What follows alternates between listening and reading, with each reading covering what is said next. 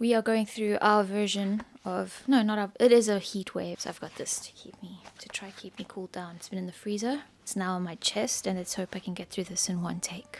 We all know what a photo is, and most people watching this video will grasp the concept of a photographer's photo versus the photo that we take at a family gathering just to capture the memory for that occasion. None of which holding greater value over the other, in my personal opinion. But we as photographers can see a photo and say, yeah, that's not good. And that's totally fine. And the interesting about that is that a photo that I might find breathtaking is a photo that someone else will not batter an eyelid for. And the reason that I'm speaking this word salad is to kind of butter you into my next point. I have some photos. They are film photos, so I have the negatives, and these are 3 sets of medium format negatives. So it's 3 sets of 8 6x9 images, and pretty much every photo in each of those sets are bad photos. And I mean technically bad for some reason or another. They are bad. And when I got to scanning them and began the post-processing in Lightroom, I felt let down by myself and also quite embarrassed. And kind of, if you want to put a digital photographer in their place, just give them a film camera and have them think that they're gonna maintain their style and vision throughout.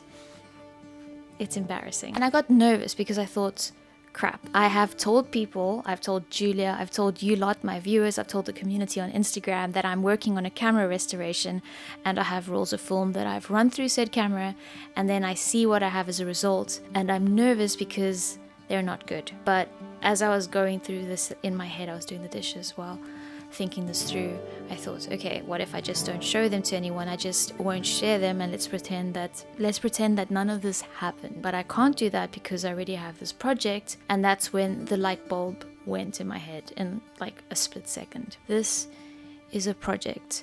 The restoration is a project. I announced it as a project, and these images are the project. Every image, as imperfect as they are perfect because they narrate the progress of the project, and they provide us with the end result of the project, and they provide us with visual explanations on why I'm moving on from this camera for now. No photos are more fitting and more beautifully perfect for this project than these out of focus hits here, because they tell the story and they offer a conclusion to the project. And I'm saying project way too many times for this video. So be kinder to yourselves during your projects.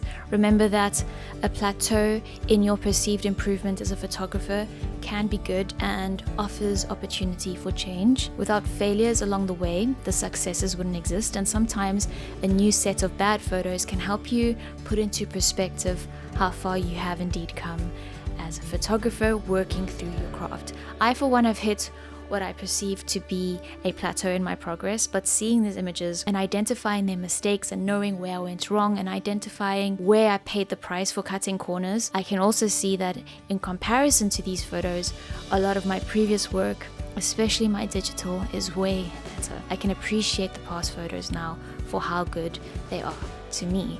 I can appreciate the progress that I've made in these past 5 years since I purchased my first camera. That concludes that little light bulb I managed to fart out of my brain. Thanks for being here, folks. A little video kind of questioning the concept of a bad photo and how the designation of a photo being bad is probably more a question of intentionality and circumstances. If I aim to make a product photo, it would be easy to just give a list of technical points detailing why it was good or why it was bad.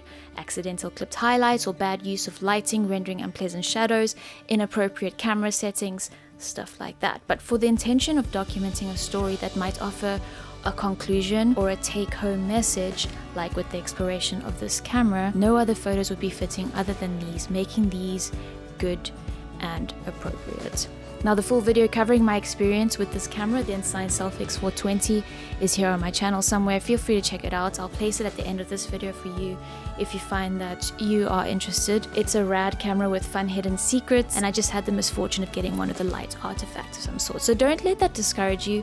You can find these for cheap, and many sellers on eBay do accept returns. So if you have the curiosity and the means to do so, I wouldn't recommend against giving something like this a go. Let's end it there. Thanks for being here, folks. I'll catch you in the next video. Cheers.